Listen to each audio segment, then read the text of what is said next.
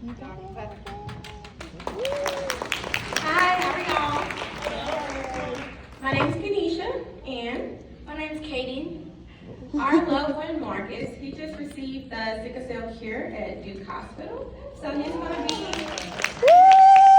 talking about his journey with you all, okay? So clap for Marcus.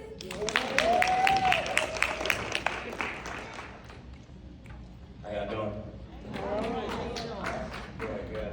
So before I get into this, how many sickle cell warriors do we have? If you are a sickle cell warrior, raise your hand. Okay, we got some people up here. All right, so what I will say is the story that I am giving is not really my story. It's a story that I hope that everybody who has sickle cell that can get the treatment and it's available to them that have the same story. Okay. So my name is Marcus Mitchell. I am 35. I am, you can go to the next slide.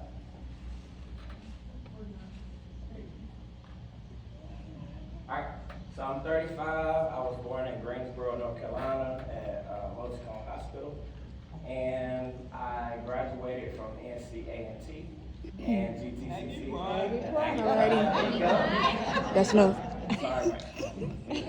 But yeah, I graduated from GTCC in automotive technology in about 2012.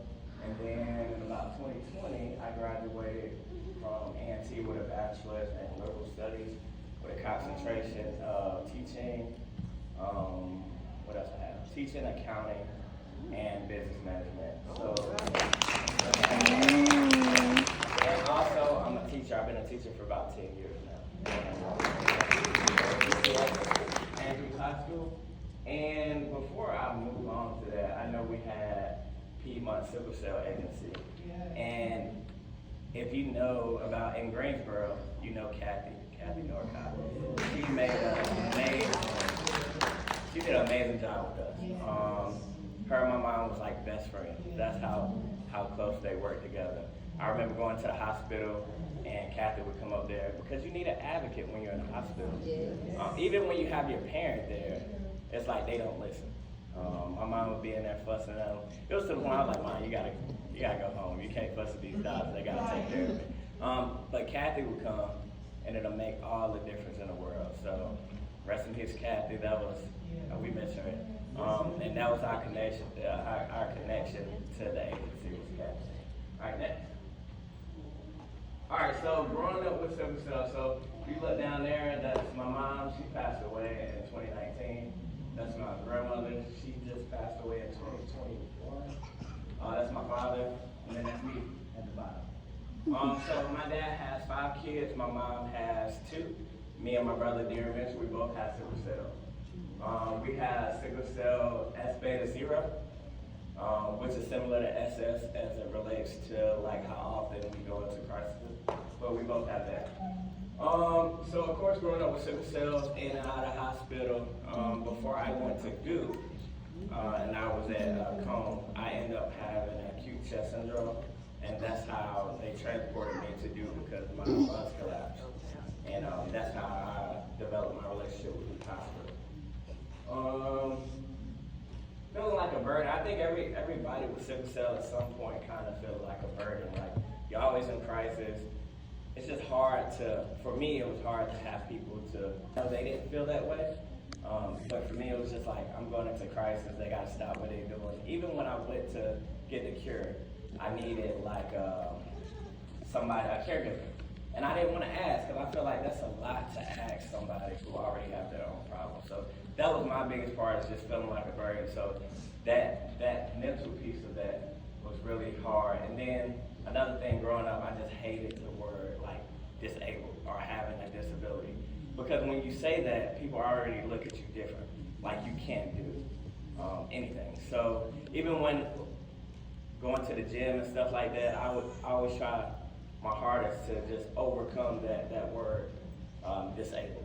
So my whole life has been set up around it. All the degrees I have, the work I do was just set up to have a fallback plan in case sickle cell come to interrupt this. I have something else to fall back on, and which is why I created a business as well. Go next. Yes. All right, so reality of sickle cell, of course, you got pain crisis. You got to use the PCA pump. When you go in, that was the hardest piece for me, was going to the hospital. Again, when you go in there, it's like you're in a pain crisis, you already don't want to be there, and then some of the healthcare providers, especially when you go into the ER, just act like you're just there for pain medicine. If you look at my chart, you can see that I don't go into the hospital like that.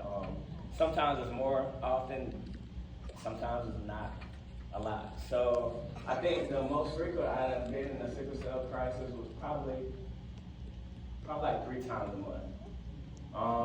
And then I had a span where I was working out, trying to do what I was supposed to do, and I didn't have a crisis for 3 years. But the reason we have a chart is so you can see how frequently it come in and what kind of pain medicine it takes to ease this pain crisis. So when I come in here and I say I'm in pain 10 out of 10, and you give me a little bit of pain medicine, I'm still in there screaming to the top. You can't fake screaming to the top of your lungs. Like, there's no way you can do that. But I go in there and they just treat you like you're just there, and you just want the pain medicine. So that was the hardest part for me. They even have like nicknames for sickle cell patients. Like, I didn't know that, but you hear about it through, I'm on like a sickle cell group, support group, and they talk about those names. I had this lady who was like my mom, she's a nurse practitioner, and she came in the hallway and she told me, she was like, yeah, I just had to say something to the nurses, they outside laughing and joking, talking about, I wonder what you want now. And you come in, I'm in a 10 I want pain medicine. I need something to take care of this. And you didn't look at my chart to say, okay, he can do Dilaudid and he can do ibuprofen. Like, you're just trying to do the bare minimum. Sometimes that don't work. All right, IV access, if you're a sickle cell warrior, you know it's hard to get an IV. When I go in, I gotta get a port because you can't find my vein. So they'll come in and try to stick you 3 times, and in the hospital they want to come draw blood all in the middle of the night, and you can't stick me. And you just send somebody new in there that doesn't know about it, and they stick me 5 times in the middle of the night. So that's really hard. Hospital stays, knowing that you have a job. So in the 10 years that I've been working, luckily I had a job that was very familiar. They know I'm gonna come to work if I can. If I can't, it's because I'm in a crisis, and we had a very good relationship. But I know, like for instance, my brother, it's hard for him to keep a job because once you go to work for 2 months and then you out for another week in the hospital, then another week to recover, and you do that multiple times. If you're in the private sector, they need somebody that can do the job, and it's no offense to you, and I guess that's how business works. But at the same time, you can't help yourself going into crisis, so that's really hard. Blood transfusions. Of course, I have blood transfusions. And then again, I talked about it before, the mental and emotional toll that it takes on you, knowing that I can do everything right, and tomorrow I can still wake up with a crisis. So that's the reality of growing up with sickle cell. Next week. All right, so my journey started about 2 years ago. I go to Duke, of course, so Dr. J.J. Strauss and my nurse practitioner, Redinka, was talking about a new upcoming gene therapy. So, of course, they already had the trials that were going on, and they said it was really promising. So we discussed it. They wanted to know how I felt about it, and I said, sure. For me, it was easier because I would rather try to get a cure no matter what it takes rather than to live a life of uncertainty for me. Just trying to build a life around sickle cell is really hard because it's so inconsistent. So I was like, whatever it takes for me to get the cure, I'll do it. So we talked about it. So they did the test and evaluation. Of course, you had to go get your EKGs, you had to get your lungs tested, CAT scans, all that type of stuff to make sure that you're healthy enough. And on the backside, I just learned that it's majority for sickle cell SS and sickle cell beta thalassemia. Is what it's for those people, because those were the people that were in trial. But I didn't know that it was a lot of things that can exclude you from it. Luckily, I was healthy enough to get it, but it excludes a lot of patients. If you had a stroke, sometimes they don't want to take you. stuff like that. So it's a lot of disqualifying factors. But then you got to do the stem cell collection. Again, it was easier for me. I ended up doing it in one round, which was a course of 3 days. So you had to get so many millions of stem cells. They give you medicine to make the stem cells flow into the blood, and then they collect it. So I did it in 2 days, and then they got some extra blood on the third day, just in case they needed extra. But as I was talking to Dr. Boris, who's over the gene therapy at Duke, he was saying that some people might have to do 3 or 4 rounds. And it's just hard for sickle cell patients to produce the amount that's needed, so they have to go multiple rounds. After that, they gave me a date. Well, it takes about 3 to 6 months for them to process and the cure at the factory. So I did Cascade, so it took me about 3 to 6 months. So mine came back in 3 months. And then I wanted to wait till we did testing at school because I didn't want to leave my students in the middle of the semester. So I waited until December. In December, I went back, I was about to start, then they said I had cavities, so they had to pull, I had to schedule that, I had to pull that, and then of course I wanted to have kids, so they had to collect sperm. When I went through that whole testing, I had to end up getting surgery to remove the sperm cells to store it, so that was like extra $11,000, and then it was a whole bunch of back and forth. I had insurance, state insurance. They said it was gonna pay for it. Once I went there, they said it wasn't gonna pay for it, so we had to reschedule and all that stuff. I ended up getting a grant to pay for it through Vertex. They had that as well. After that, we finally did it in February. Let me see, March. I went in. Okay. So in February, March, I went in to get the curative gene therapy started. When you first come in, you got to do 4 days of chemo. And then that's just to cure your immune system so that the body would take the gene therapy. After that 4 days, you do a 2-day washout, and then they give you 5 vials of gene edited serum that goes into your blood. So after that, you just wait, all right? And it took me, I was in the hospital for about 36 days. I did well. They want you to have somebody that's going to take care of you while you're doing that process, because they want you to not be in the hospital so long.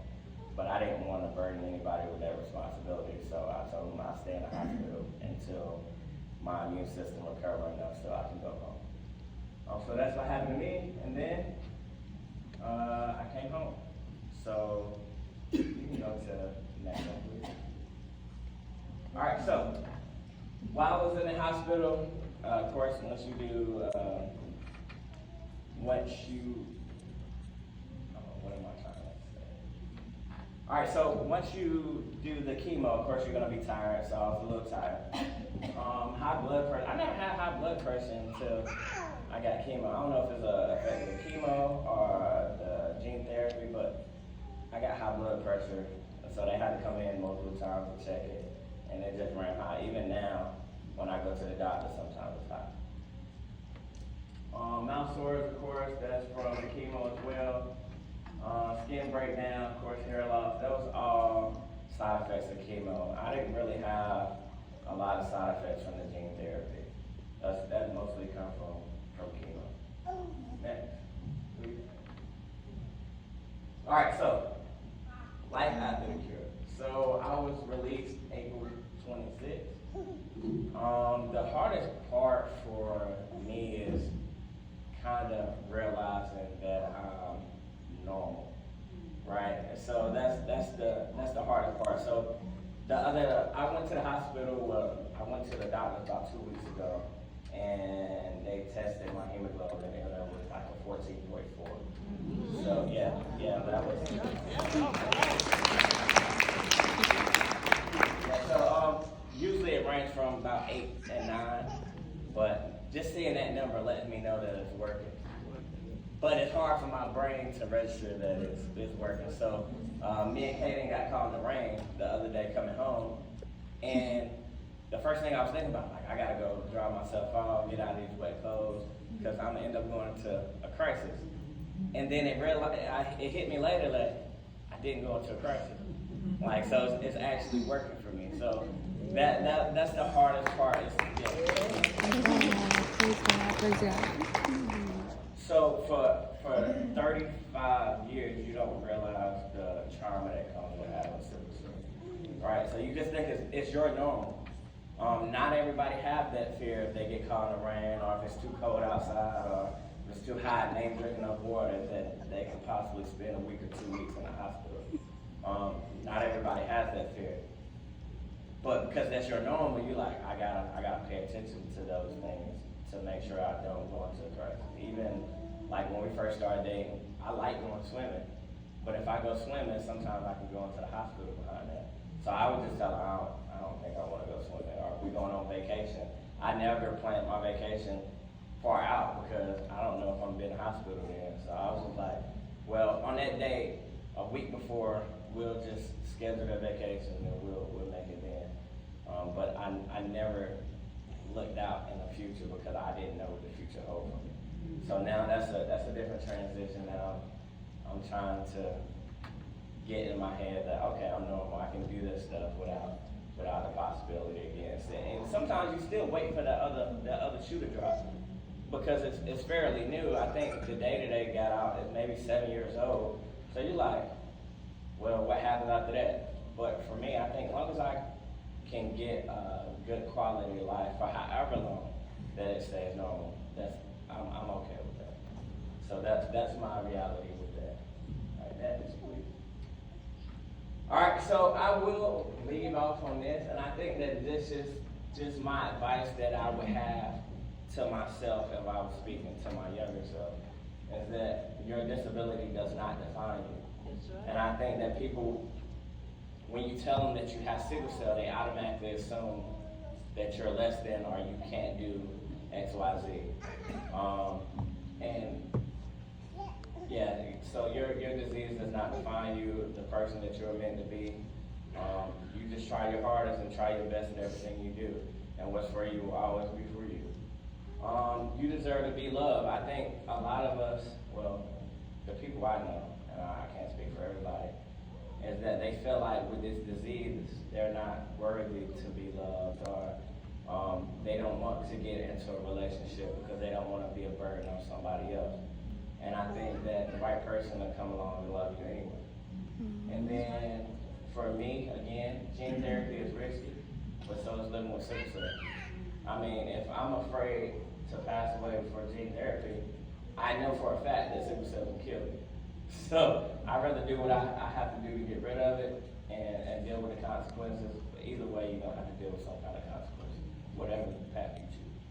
So that would be my message to warriors, aka to my younger self, if I was talking to myself about getting gene therapy. All right, next please. All right, and here's my story.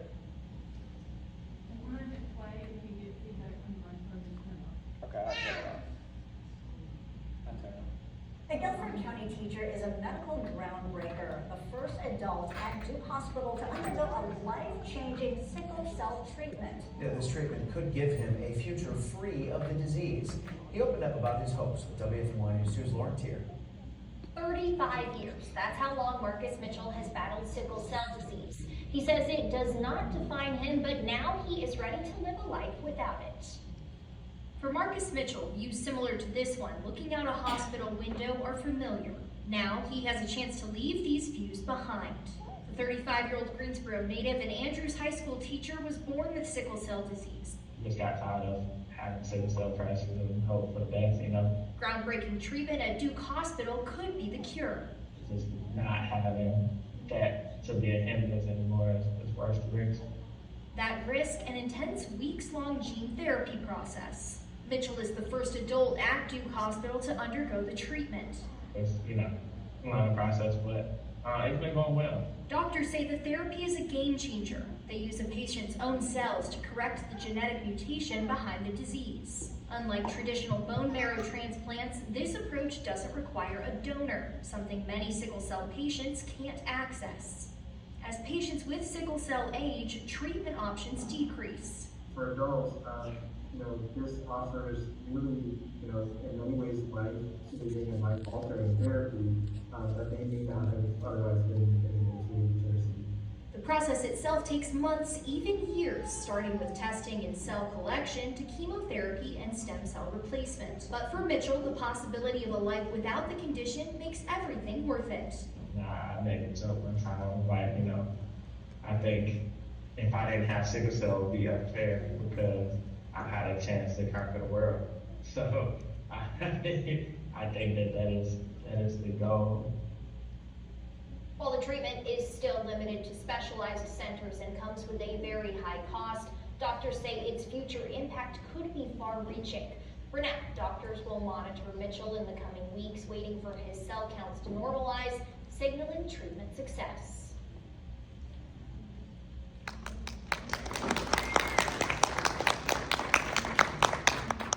Thank y'all. All right, any questions for him?